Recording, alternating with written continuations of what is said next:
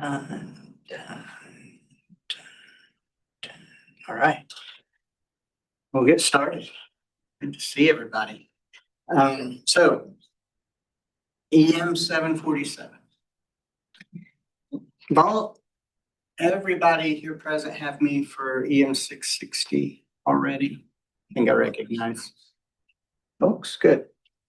So this is when we talked about the way the EM engineering management curriculum is laid out. EM 660 was kind of our foundational management theory, and we looked at how engineering management kind of evolved over the industrial revolutions from the three P's: the processes and technologies of engineering, the principles and philosophies of management, and where that overlaps with how did the people aspects emerge.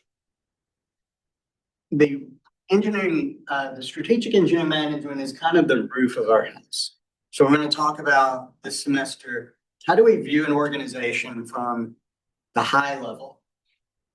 And then if we can have a vision, a mission, values, a strategic plan, we're going to learn all those things. Then EM 760 is designing organizations and structures to function to achieve toward that strategy. And within that, we have our day-to-day processes that we try to continuously improve and projects that pop up that we, so that's kind of the way the curriculum was designed. So we're going all the way to the top level of the house. I kind of consider this course we don't officially have a capstone course for the masters, but I would consider this it. This is the one where try to pull everything together and look at things from an organizational standpoint. I really enjoy teaching this course. I enjoy teaching all the courses that I do. This one in particular is fun. Know me at this point. I don't know if I need to reintroduce myself. So that's what we're going to look at with engineering management. From an organizational strategy standpoint, we're going to look at managing innovation. And the way I have it laid out is 3 modules. And we're going to look at different aspects of each one. The first module, we're going to spend about 5 classes developing the ability to think strategically, focus on strategic thinking. And then module 2 will shift to strategic planning. Because if we can't think strategically first, and we go to plan, we really just plan. We don't strategically plan. So we have to learn to think strategically first, then we can plan strategically. And then module 3, we'll look at strategic leadership. Because even the best plan in the world with poor leadership and poor execution is not going to get us there. So that's kind of the way I have the course structured. We're going to use 3 books. And if you've had me before, you know I don't really use textbooks. These are 3 wildly different ranging business books. We'll use a book called The Fifth Discipline as kind of the core for the first module, and then we'll revisit it across a couple of the others, but that's going to be heavy into what we look at first. It's very theoretical. If you've looked at it, The Fifth Discipline, it's really it impacted me in my grad studies, and when I go back, every time I read it, I learn something new. It was, I think the original edition was in 1990 or so. And the updated edition was in 2006. So it's been around a while. You'll see dated references. This crazy place called the Soviet Union, which for somebody my age would strike fear into your heart. But it's also known as one of the most influential and classic business books of all time. So it is timeless, very relevant. So we'll look at The Fifth Discipline, which talks about the art of systems thinking. Not to be confused with systems engineering, but not entirely different either. In the middle of the semester, when we get to strategic planning, we'll focus on a book called Getting the Right Things Done, which is definitely completely different, shift the gears from The Fifth Discipline. It's more of a straightforward book, and it's also a novel. So for all of those of you in the genre that like business book novels, this is one. And it follows a company as they try to implement strategic planning and the challenges they have. It's kind of presents a strategic planning process I'm familiar with, the Toyota Hoshin process. I just think it adds a unique perspective to it. I've always liked that book. And then I'll also introduce a book that I started using last year when I taught this course. And if you like Radical Candor from EM 660, I think you'll like this one as well. When They Win You by Russ Laraway. And we'll use that to frame some strategic planning, but a lot of strategic leadership as well. So those are the three books that I use for this course. And I always try to pick out meaningful things that I hope you see. Oh, these are good, and I want to keep them on my bookshelf. I don't like to read, so if I'm asking you to read something, it's something that I've found helpful through my career. And so just like in EM 660 as well, in addition to the readings, there'll be extra stuff in the modules, whether it be videos or links and things like that to supplement the information. So again, no textbook. These three books in Canvas are your textbook. I just try to pull information from different areas. So grading. The three modules, we each have an online exam. So very similar in style to my EM 660 course, if you remember those. They'll be online. And that's 40% of your grade, those three. This course I actually do a team project on. I was never a fan of those as a student. But it's kind of hard to do this course, I think, without it. And I hope you have some fun with it.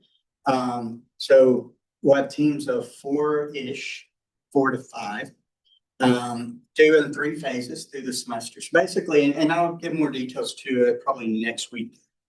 But basically, we're going to be applying things that we learned throughout the semester to the project. I'm going to give you a business scenario within some very loose guidelines and task your team within those guidelines of coming up with new business ideas, whether it be a new product, new market for existing products, new service, whatever it might be. We'll use innovation tools that we've introduced, that we'll introduce over the next few courses.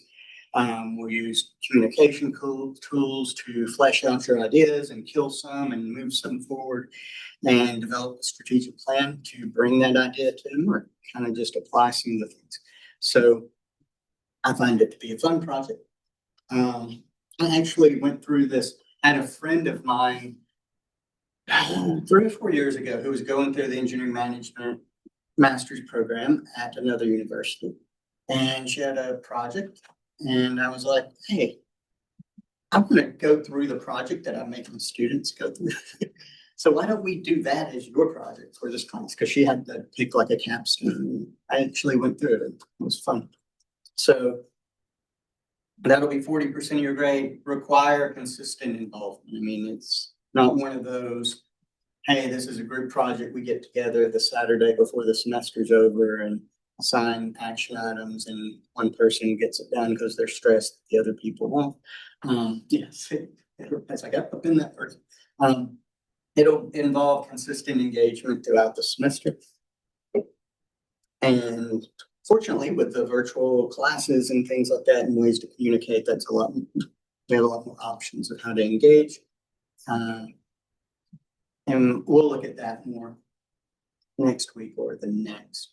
And then just like EM 660, 20% of your grade will be participation badges. So there'll be a series of the 1-point activities, a few of them released every week, that you can do to earn up to 20% of your grade doing this.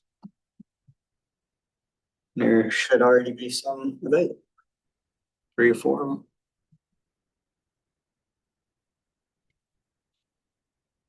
So just like EM 660, I know, try to get the notes up at least a day before. I'm always adjusting or changing something. So if I put them out too far ahead, then I'll just change my mind and have to go back and I'll change something, then somebody will have downloaded the older version. And I can't help myself but constantly change things when I open a presentation. So at least the night before, there'll be blanks in your notes. I didn't do that today. I should have, because everybody should have been used to it. I always feel like it's a jerk move on the first day to say, there's blanks here. So, and so that we'll do that again as well. So y'all are, everybody's had one of my classes, you're familiar with Canvas and to play around. Do I need to show it? I will real quick, just in case. Just like all the other courses, the information, the university information is in the top left. You can get the printable syllabus here. If you're like me and like to have that tangible piece of paper, I need to put the Zoom link to the course here for the live sessions, but you can also access it from the Zoom button on the left hand side. Maybe that's why nobody's on this time. My office hours this semester you can find here and place to book them. Here's the online syllabus, which is the same as the paper syllabus.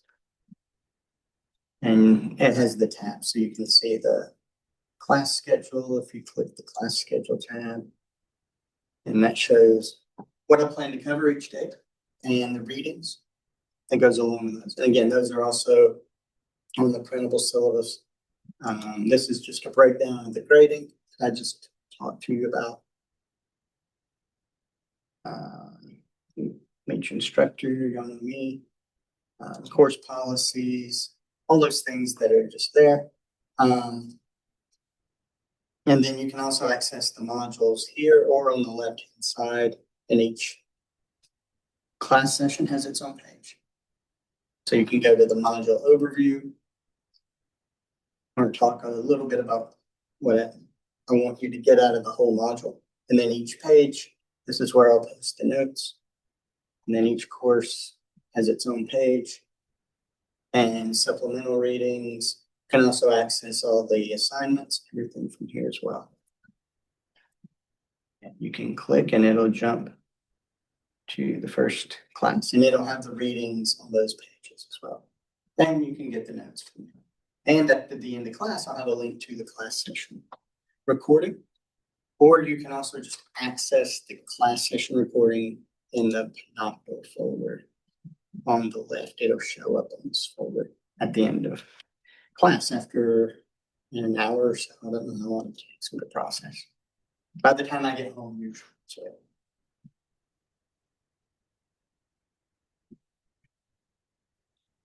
And also in the modules, you can find all the assignments that are related to that.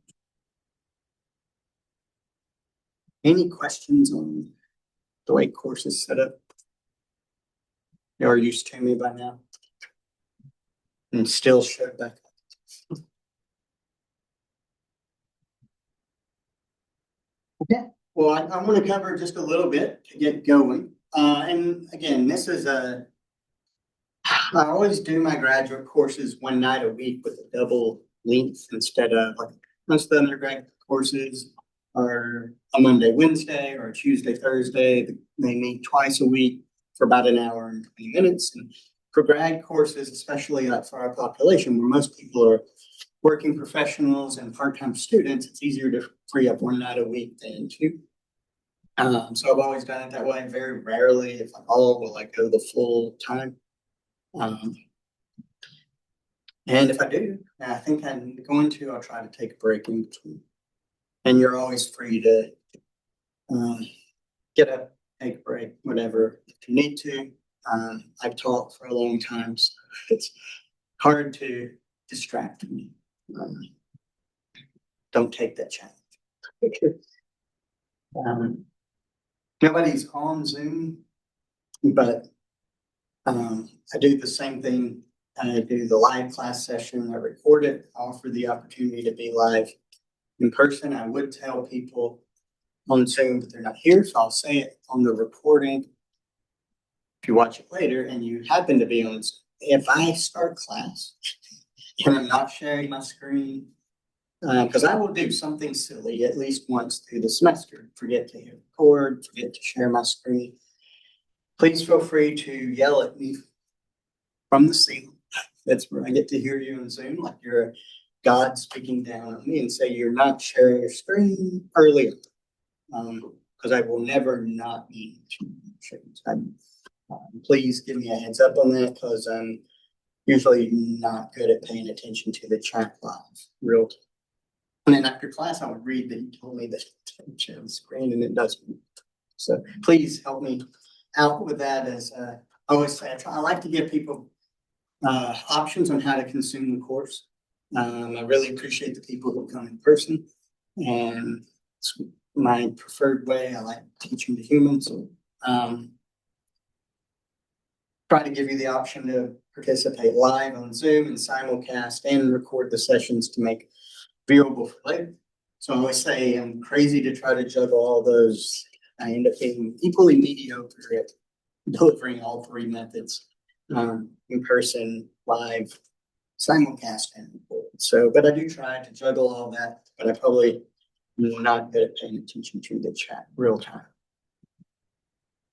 So let's get started, cover a little bit, and kind of just give a lay of the land and do an intro to the topic.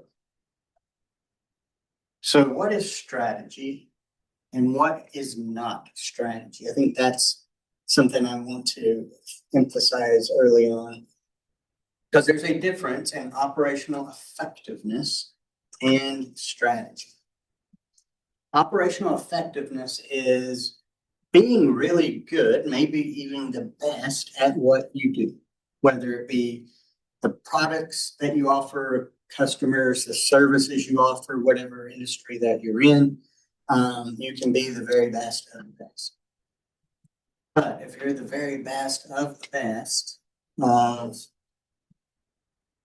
making VCR tapes or VHS tapes or DVDs or things that nobody wants anymore, you can be really good at something nobody wants. That's operational effectiveness, but it means you missed a shift where you needed to change your strategy.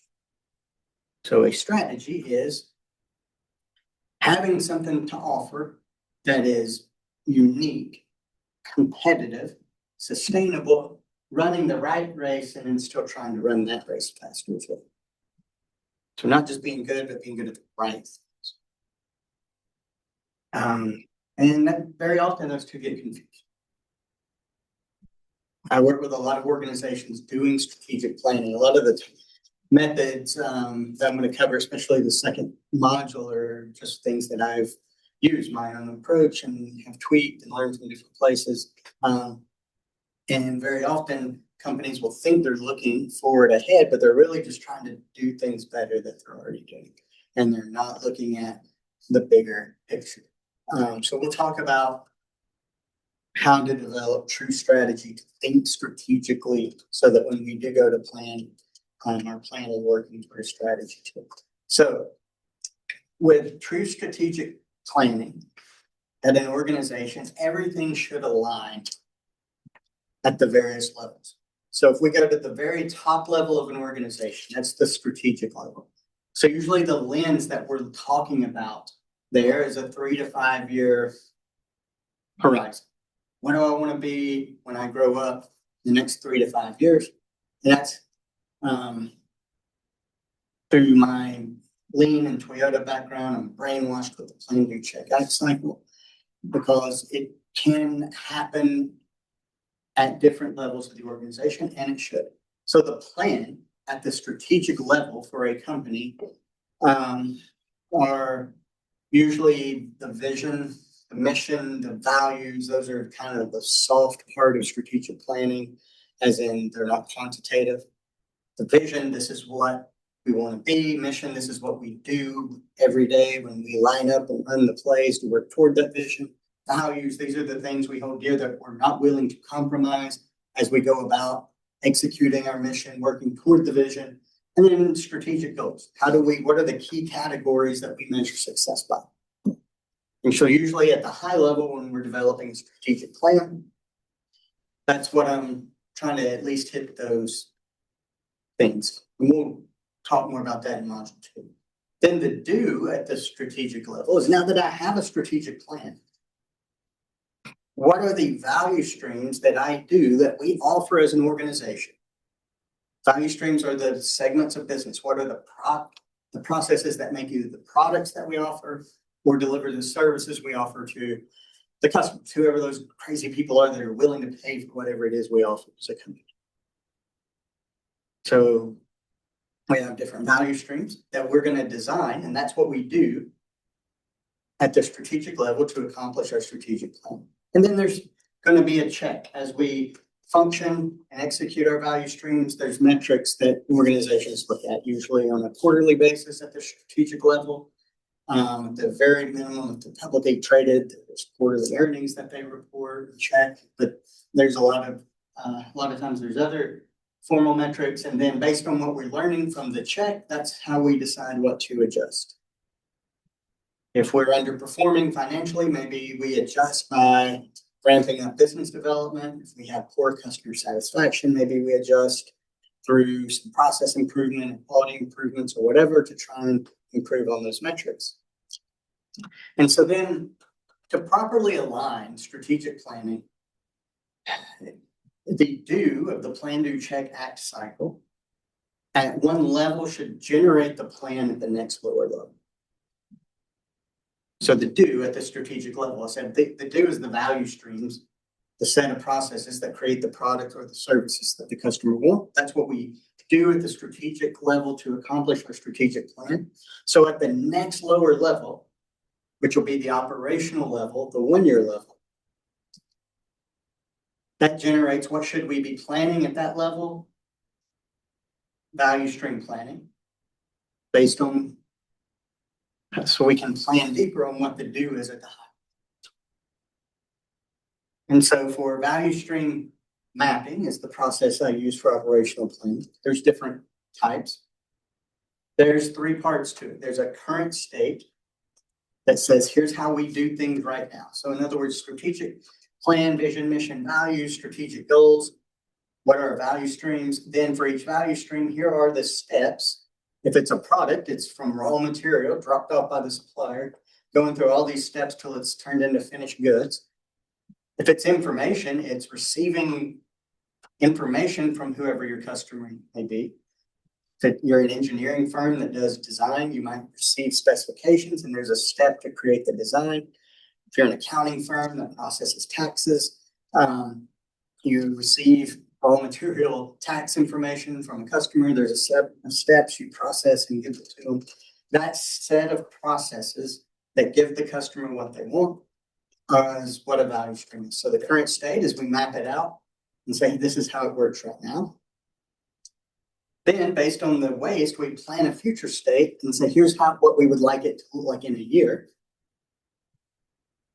And then identify all these yellow things or improvements that have to happen that we can put into an annual action plan that says, if we follow this timeline, implementing these things, at the end of the year, we should change this current state into something that looks more like this future state. And then we plan for the next year. And that plan should be driven by strategic goals that were defined at the strategic planning level.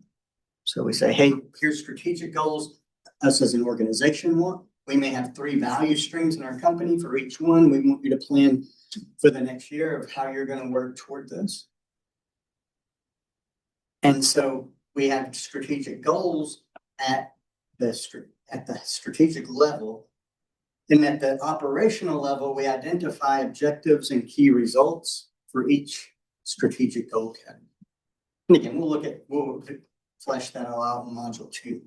But things start to filter down. And then the do at the value stream level, once we plan the current state, the future state, and the plan to get to the future state, the do is all the action items that are on that plan. And we go and do them, whether it be projects, daily work, continuous improvement.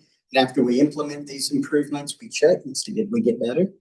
Usually on a more frequent basis, a monthly basis, we'll manage the value stream plan and update accordingly. And so then those dues at the operational level should generate our plan at the process level, which is what we do every day when we show up.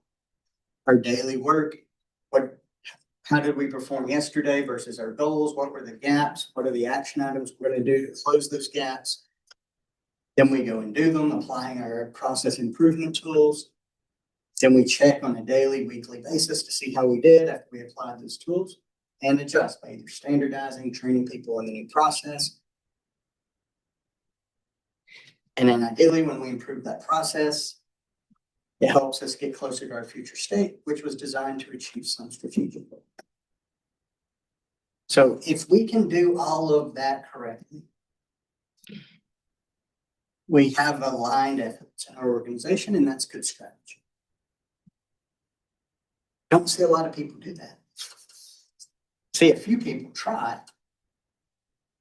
Strategy is hard. I'll repeat that a lot this semester. Strategy, true strategy is hard. That's why everybody does it. That's why everybody can. So we identify actions and targets at the process level to help us achieve objectives that we defined at the operational level that were developed to reach strategic goals. And if I show up every day in what I'm doing on my job, I can tie back to I'm doing it to reach some daily goal or close a gap in what we weren't able to achieve yesterday. And what we were trying to achieve was working toward a future state that was designed to meet a strategic goal, then I probably am plugged in and my efforts are very aligned. So, get all this. When I work with companies, I definitely ideally, if I'm helping plan an organization, it's great to start at the top. Let's plan strategically and let it filter all the way down. But then very often, companies I've engaged with throughout my career just want to start here. They'll call us up for help, improvement, the consulting I've done with companies. They'll call us up and say, hey, Nick, we need you to come help us. Just do. We've got a problem, not even focused on what the plan was. We just need to, here's a problem, go fix it. I remember working with a company in Commerce City, Colorado, near Denver, outside of Denver. And they were a family-owned steel fabrication company. The man lifts, people lifts, whatever we call them these days. Like people go up in a basket and either they'll be working on power lines or in gymnasiums installing lights that arm telescopes up, lift somebody in the basket. And they're like usually in 3 sections. There's a big square tube, slightly smaller one, longer one. This company made those arms really irrelevant to the story. But they had a plasma burning table that they would put plates of steel on and burn shapes of metal. Then they would take those off, go and kit them up, and then there was a shipping process. And they weren't able to make enough, they weren't able to burn enough plates. So they called us in, and the president of the company, whose dad had founded the company, was like, we just need y'all to do a lean effort with our team to burn more plates. So we got a team together, and we were going along and having a good week. And about middle of the week, we went to dinner with this guy, the president of the company. And I introduced him to value stream mapping. I said, hey, we can do individual process improvements. But if we're not improving the right process, we might actually be causing a problem somewhere else. But we have this thing called value stream mapping, which makes us look at all the steps from beginning to end and how it affects the big picture and make sure that our efforts are working toward a future state. And he dismissed it. Yeah, whatever. He was too busy wanting to talk about his Porsche and his midlife crisis. And he's one of those folks. So we have the event have a really positive results. I think we almost doubled the amount of plates that they were burning on the process. The team was happy, came up with some great ideas. About a month later, president calls back, says, "Hey, we got a problem. They're burning so many plates of steel, kidding at the next operation can't find what they need.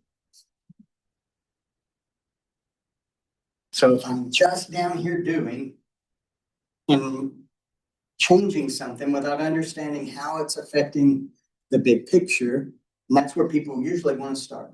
Oh, I've got an urge. This is what's loud and messed up. Just go put a Band-Aid on it, fix it."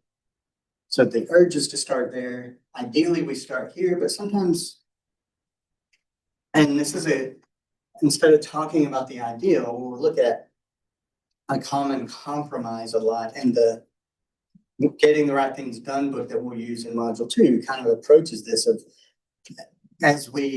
until we mature into more strategic thinking, at least start at the operational level of planning. And we'll look at how to do that, starting from the top and then also in the middle. So the importance of strategic thinking is that if we don't learn to think strategically, we can get stuck down here, patching up the dam without understanding what's causing the cracks. Here's a little better of we're getting better on a day-to-day, week-to-week, year-to-year basis, but we may be operationally effective, being really good at what we do, but maybe not doing the right thing. We're getting faster at running the race, but running the wrong race. Strategic planning makes sure we're designing value streams to meet the right strategic goals and then executing processes every day to reach those future states. So that's the importance of strategic thinking. That's why we're going to spend a third of this extra on it. So I just wanted to give a little bit of overview of the 5th discipline and what we're going to be getting into. I think chapters 1 and 2 were the assigned readings for this week.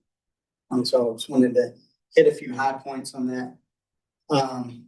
So the 5th discipline, the subtitle is The Art and Practice of a Learning Organization.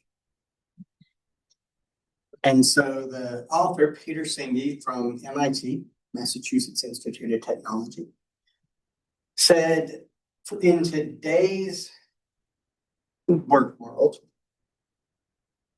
material affluence has taken people's experience at work beyond work just being a means to an end.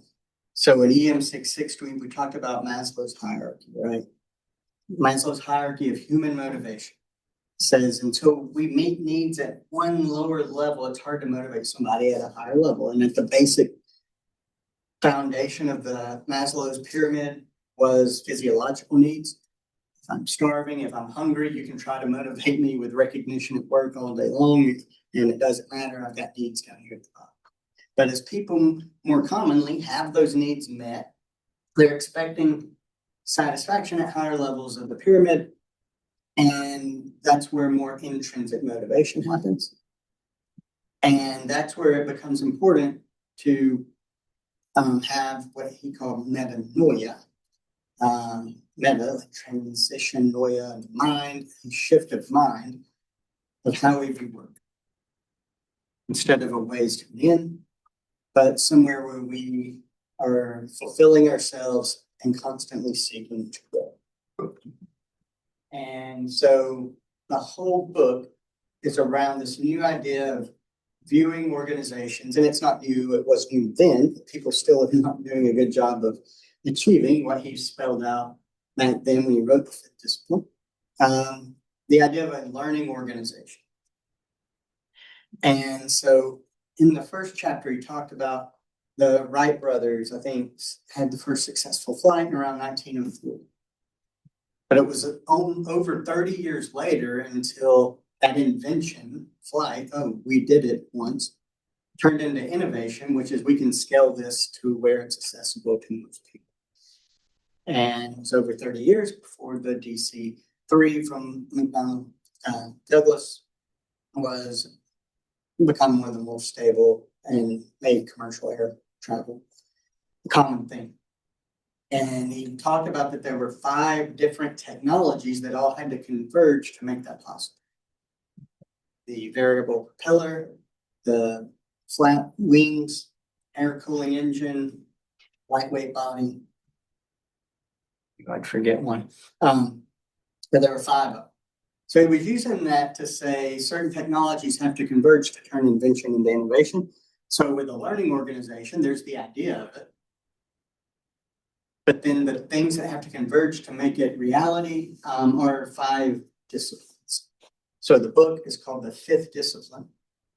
There are 5 disciplines of a learning organization that have to be in place. And so that's what the book is centered around, and we'll touch on all 5 of those throughout the semester. The first one, which is ironically the 5th discipline by his definition, is systems thinking, which ties the other 4 together. Also a sense of personal mastery, mental models and how we view the world, a shared vision and team learning. Those are the 5 disciplines that collectively are needed to develop a learning organization. And the learning organization, the question that he poses in the 5th discipline is it possible for an organization to grow? Because as individuals, we grow, right?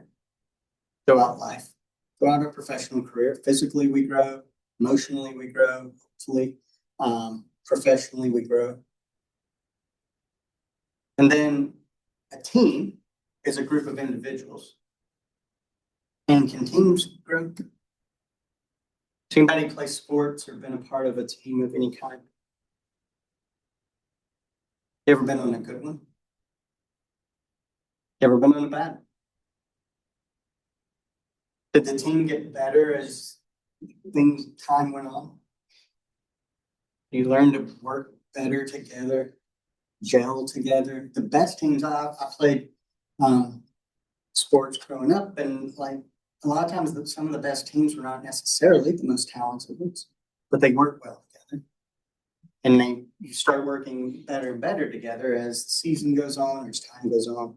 See that in work teams a lot for the really good ones. So teams can grow, individuals grow, teams can grow, and then organizations are really just groups of teams, right? And so the idea is in learning organization, not only are individuals growing, but they're growing and working together to where the company itself is learning and adapting along. That's the idea of what it is. And these 5 disciplines that we'll cover throughout the semester are needed for that. That's the whole premise of the 5th discipline book. Helping companies become what he calls a learning organization. There's tools and techniques that are a part of all of those 5 disciplines. But just like with individuals, there are also learning disabilities. And just like with individuals with learning disabilities, very often they're either misunderstood, ignored, or undetected completely. And that slows down or inhibits true learning. I grew up in a very rural area. Not the best reader. Really not. Just naturally, I'm not good at it. But my small town, I was good at math. And at a very early age, very quickly, they group you into advanced classes or not. And they didn't really, in my place, look at subjects. It was just like, oh, you're good at math, you must be good at everything. Completely ignored that I can't read very well at all. And never really got, that kind of just went undetected or misunderstood. You get, oh, he just doesn't like to read the truth because it's hard. And so there are symptoms, there are things that are evident if you know what to look for to detect learning disabilities in humans. But Peter Singh in the 5th discipline said they also exist. Learning organizations can also have learning disabilities that keep them from becoming learning organizations. And that is why most organizations don't last forever. Lifespan of less than a human life, 40 years, he said. I would venture to say that's probably accelerated now. Organizations a lot of times don't last that long. And before a company fails, there's usually an abundance of evidence that trouble is there if you know what to look for. And so he classified those as learning disabilities of an organization. And so we're trying to become a learning organization. We also want to identify if any of these learning disabilities exist in our organization so that we can take action to address, treat them. So we identify seven learning disabilities. The first one is if your organization intends to have a mindset of I am my position. So that could be an individual. I am defined by my job. I don't contribute otherwise. Or it could be an internal function. I've seen this a lot in my world of working with manufacturing company. Sales department versus purchasing department versus manufacturing versus operations. So like very often I would see someone from sales or customer service go down to manufacturing and say, my customers are waiting for this. You are not building, we're shipping late. And then manufacturing will be like, first they'll start blaming each other's departments. I'm in assembly, I can't make what stamping hasn't made me. It's their fault. Then the stamping will be like, I can only make what I have raw material for because purchasing hasn't bought anything.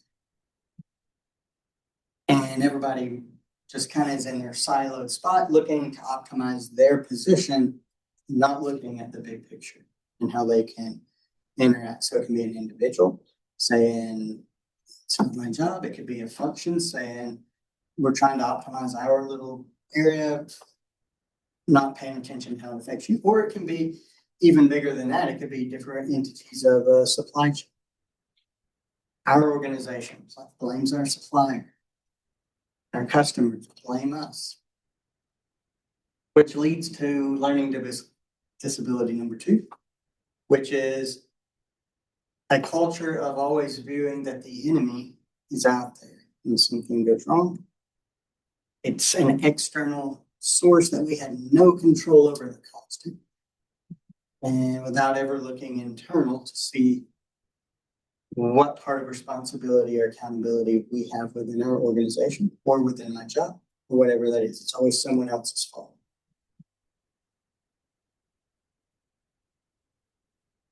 Number 3 is a good one. The illusion of taking charge. An organization has a culture of saying, we're proactive. Very often we're proactive towards something that just happened. So we're going to be we're going to react very violently and aggressively to make sure that doesn't happen again. I'll pull the curtain back a little bit. So about 3 years ago, we did a strategic planning effort here at the university. I was not part of facilitating it. I'm just a dude that teaches a class in industrial and systems engineering. It's part of the College of Engineering, which is part of the academic side of the university, which is one of, along with research and finance, one of the functions of the overall university. And so they're creating a strategic plan.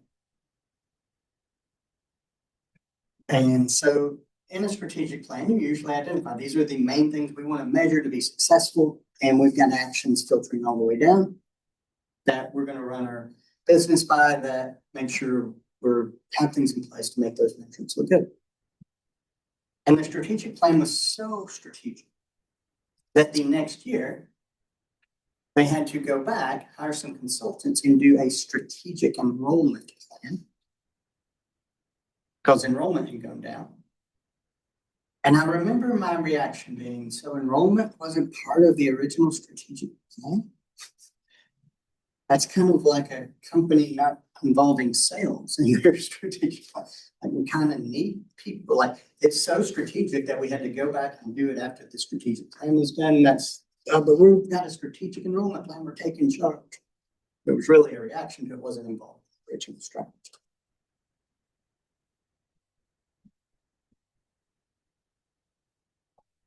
A fixation on events means reacting to individual things that happen without understanding that that's actually a byproduct of a bigger system.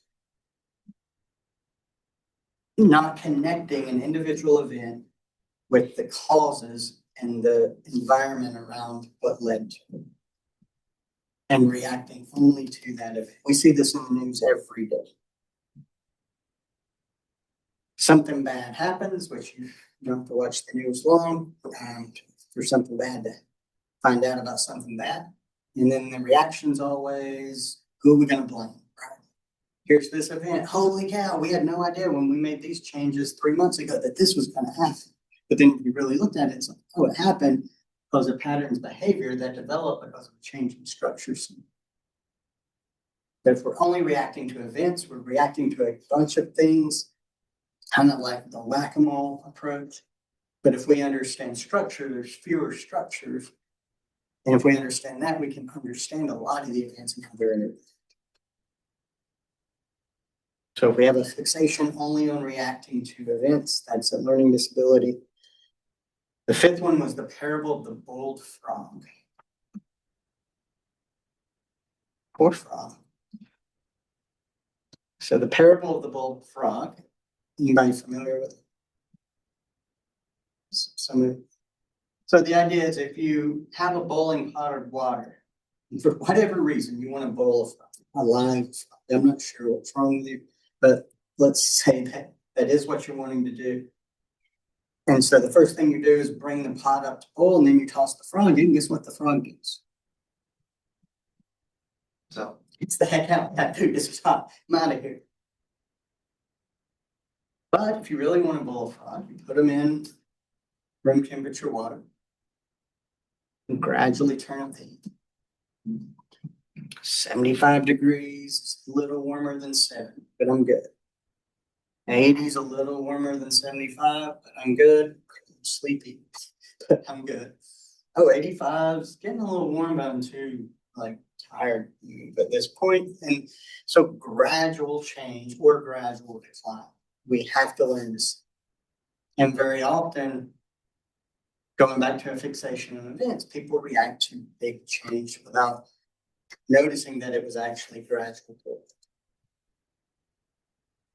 We'll talk in a few weeks about a book called Good to Great, and talking about a guy named Jim Collins out of Stanford wrote this book several years ago, and it was looking at what the difference was in companies that were good versus ones that made the jump to being great and what they had in common. And talked about how during the phases of greatness, and they had very specific definitions of what that was, and again, we'll look at that in a few weeks. One commonality is the people that worked in that organization during the eras of greatness didn't realize at the time what was happening. And the comparison they used that always stuck to me was, if you watch an egg hatch from the outside, pretty dang dramatic, right? It's like, oh, here's something that I don't see moving, I didn't see moving, and all of a sudden it's cracking and things are. To me, that's an event. Wow. But what does it look like on the inside? Yeah, I've never been in an egg, so no. But it's gradual change, right? That's happening gradually. And then the hatching is just the end of the story. Not that but there were gradual things happening along the way. So being able to spot slow, gradual progress and decline is very critical. And if we don't, that's a learning disability the parable of the boiled frog teaches. I like number 6, the delusion of learning from experience.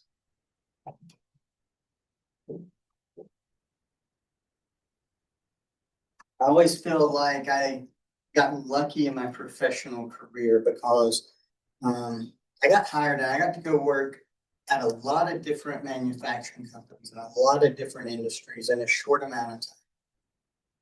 So I got to see the way a lot of different types of companies did things, good or bad.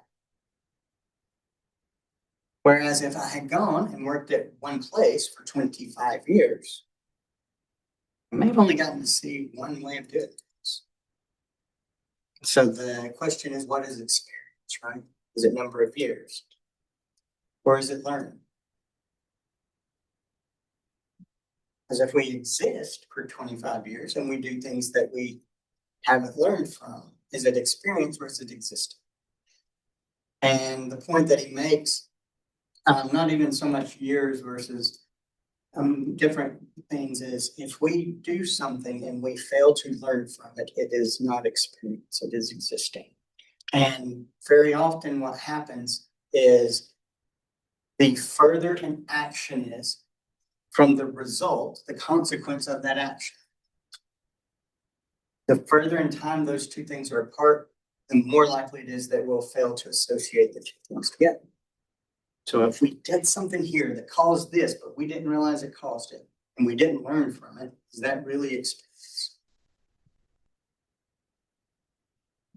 Really opened my eyes. The first time I read that, and the second, and the third. Like I said, I read this book every year. Something new, it hits me a different way every time. So the delusion of learning from experience. And then the seventh one, the myth of the management. And that's just talking about organizations who say, all right, we have leaders, but then we have a management team that tackles these complex issues. Are they really a team? Is it a mix of egos? Is it a mix of personalities? And the point he makes there is very often there's the presentation of a management team, but when things get tough, you find out if it's really a team, when there's the pressure turned on and they truly have to face a real problem, or is it a group of skilled incompetents? So those are the 7 learning disabilities that organizations may have that prevent them from becoming a learning organization. And if they can identify those, then maybe there can be action to address them. And the book presents different things throughout the book that can help us to do that. But learning to see them to begin with is. So that's kind of the groundwork and the gist of Fifth Discipline. And then, so we're going to spend a lot of time in the first module on that. And the other topic that we're going to spend a good bit of time in the first module that you'll be able to apply to your project as well is a methodology that I've become familiar with about a decade ago called innovation engineering, which is a process for its engineering innovation. So it's a process to bringing innovative ideas into the market. So we have invention, which is coming up with something technical. Creativity, which is I came up with something different. But innovation is I came up with something different and meaningful. So in technical inventions are very often meaningful, but maybe not different. Something creative may be different, but not very meaningful. But in the methodology that we're talking about, we're going to define innovation as something that is meaningfully unique. Somebody cares about it, and it's different than what someone else is doing. A few of y'all are in the PhD program in here, and I always say a good doctoral dissertation topic fits that criteria. Has to be meaningful. You have to be doing an experiment, solving a problem someone actually cares about. And in engineering management, someone in the engineering management world actually cares about what you're working on and that it addresses a real need. But it also can't be doing the same thing that someone else has done to address the real need. It has to be unique as well. Same thing with innovation in our organization. So when we look at the life cycle curve, it helps us to think about the role of innovation and what it plays in our organization. So you think about it, if we introduce whatever it is, if I'm a company, I may have products that I offer that customers pay for. Or I may not be a manufacturing company, but I may offer services. Internally, I may have different types of business processes of how I run my business. We change systems here at the university all the time.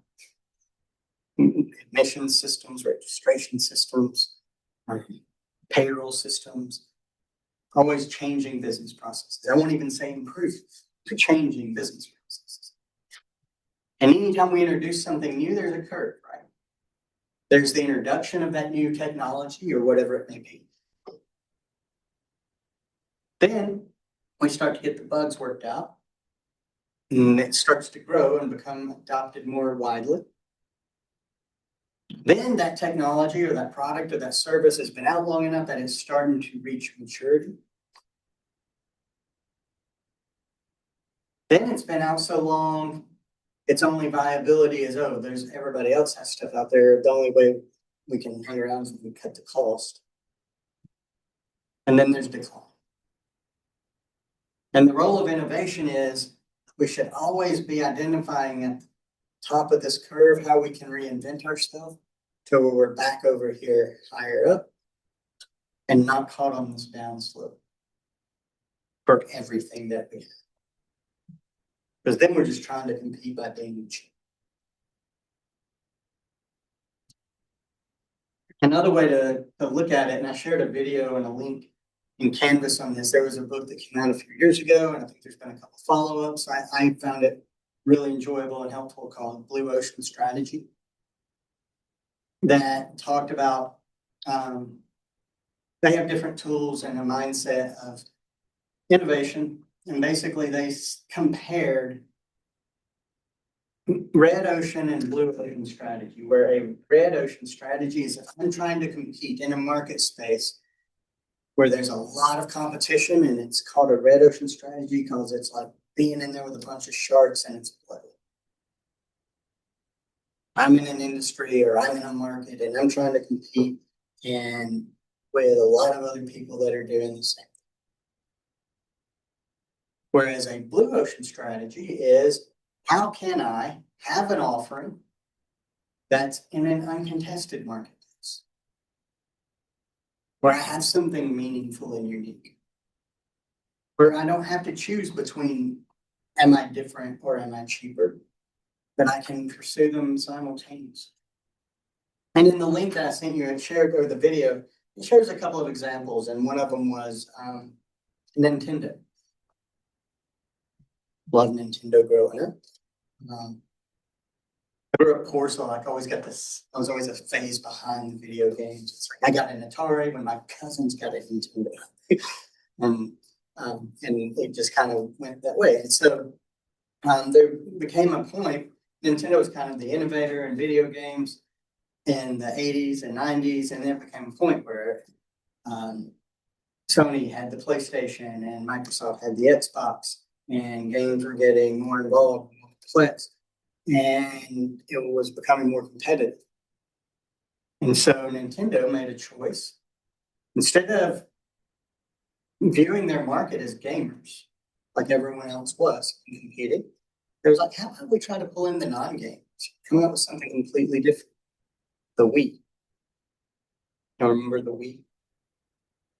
So all of a sudden now everybody's grandparents have these little joysticks bowling and interacting on TV, and like outsold PlayStation and Xbox by taking a completely different shift and saying, we're going to get into a market that nobody else is doing. We're still making video games, but I'm not trying to go after the hardcore Call of Duty people.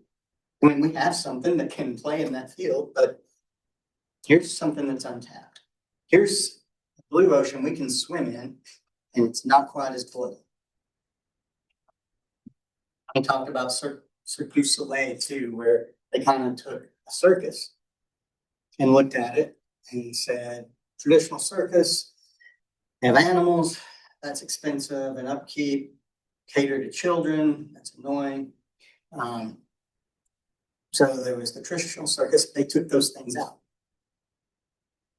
And they also took Broadway and said, let's have performers, and combine that into a whole other thing where the circus and Broadway meet.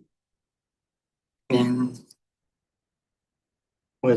that's an example of a blue ocean strategy. So again, it's just a different way of looking at how do we view innovation in our organization.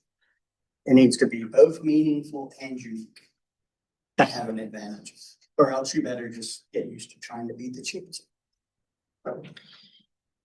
And the studies, this was a study out of Georgia Tech and Eureka Ranch back in the mid-2000s that showed higher percentage sales growth, 84% of companies whose strategies are on the left side of the curve, their markets, their products, their services are in this phase. 84% of those experience sales growth, or only 4 on the right side experience sales growth. Higher margins, pay more. So innovation is important. So within organizations, there's different types of innovations. The type of innovation, there could be 2. It could be an innovation that is a very important opportunity, which means it's an innovation to benefit external entities, customers. I identify, hey, there's a market shift or a government regulation or something that's created an opportunity that I can have new products or the same products in new markets or whatever, and I can go out and that's a revenue source. That's an opportunity. Or it could be a very important system, which is an internal improvement. We still got the same customer base, but we're trying to change how we do things inside our organization, internal innovation. And then within those 2, we could have 2 types. A leap innovation, which is a major jump. We did things like this, and then we drastically changed how we do it. High impact, high risk. And then there's core innovations, which are gradual improvements, kaizen, the Japanese would call it. So successful companies with innovation strategies, about 80% of your changes should be core, then you need the lead ones. So I will introduce over the next few classes the formula. It's going to be a formula with no numbers that will end up being involved. Engineers love that, right? We've got a formula that will break down, that gives us an innovation process to create more meaningfully unique ideas, which is what innovation is. S to the D divided by F. What in the world does that mean? The S is stimulus. So if we have an innovation system where we can introduce stimulus and also leverage that by diversity, which means engage different people in the innovation process from different walks of life and aspects of our organization. The more stimulus we introduce to more people, the more ideas we can create. So there's 2 ways to make a number bigger with a fraction, right? Make the top larger or make the bottom smaller, or ideally both. So we can get more meaningfully unique ideas by making the top of this fraction larger, introducing more stimulus, creating more ideas, leveraging by diversity. We'll look at tools to do that. Then we can have a bunch of ideas, but if we're uncertain about all of them, we may not move many through. So we have to drive out fear on the bottom side of the fraction. And so we have tools to help communicate our idea and commercialize our idea to drive out fear. And at the end of the day, it's a system that should allow us to innovate 6 times faster with substantially less risk involved. So we're going to go through that process. There's a lot of innovation processes. This is just one I've been familiar with and worked with companies to do, and I've tweaked it a little bit. It kind of goes through 3 phases: ideation, then beyond ideation, we'll do investigation, and then finally implementation. But it will all start with, just like your project will start with, I will give you some parameters and say, we need ideas for. And depending on what kind of organization, in general, beyond the project.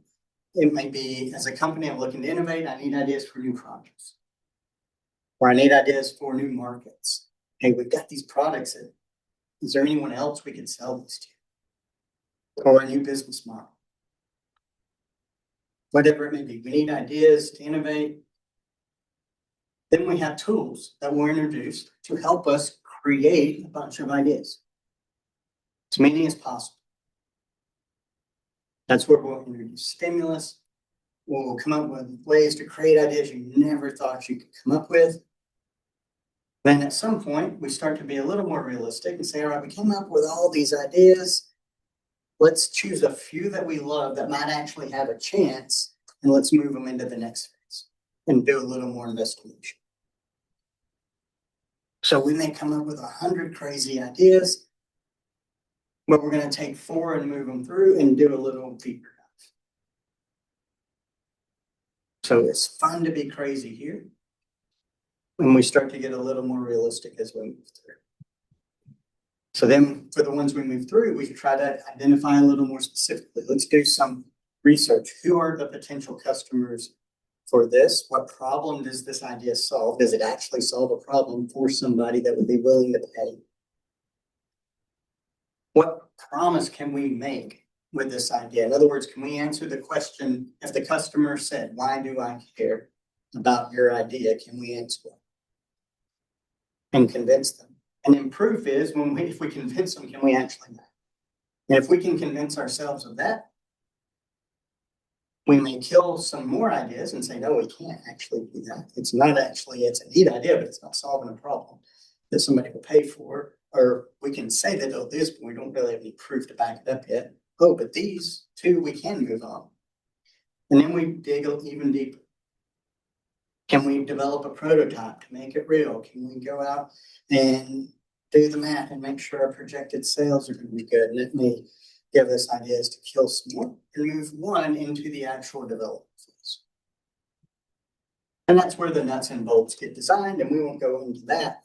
But getting an idea to that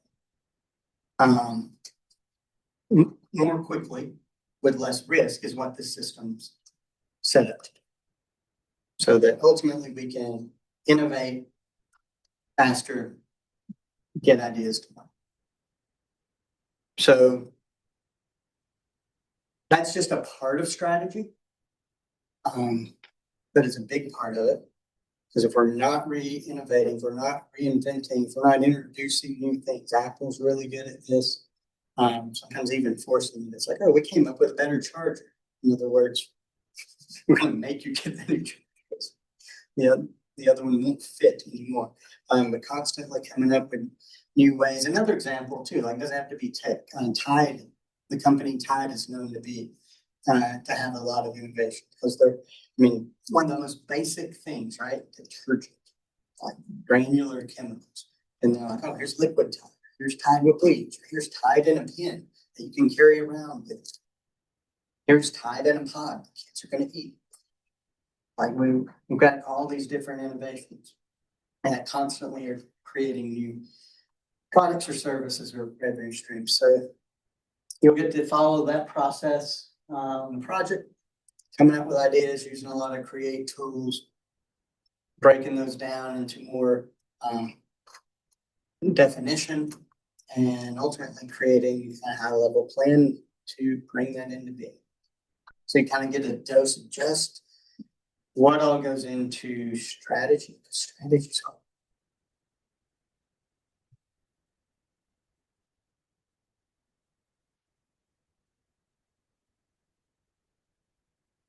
What do you think?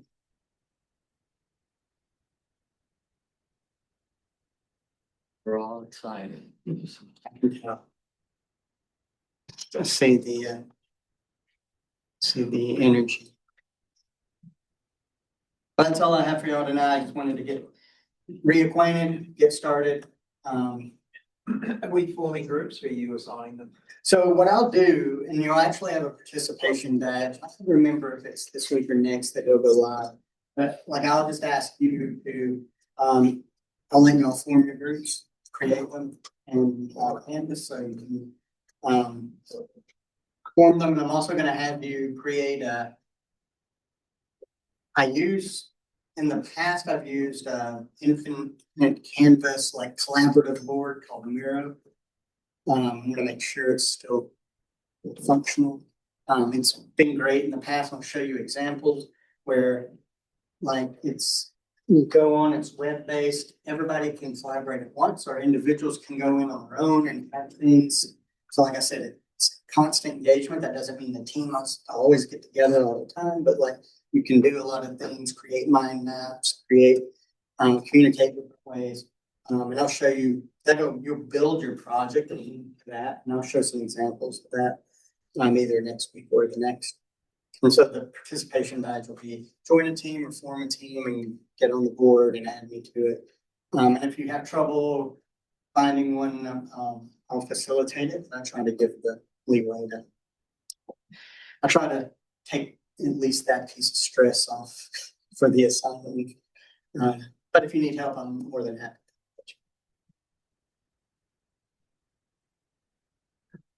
Groups of four. 4 or 5. I think we had 31, so I prefer it to be more than 3. Yeah, 4 is ideal. 32 doesn't, or 31 doesn't find me. 4. It'll shake. No more than 5, no fewer than 4, unless there's an exception. We'll see how things shake. Good to see everybody. Let's do it again. Semester, it'll be fun. How about next week? Bye-bye. Do it again next week. We are. Do it again next week. All semester.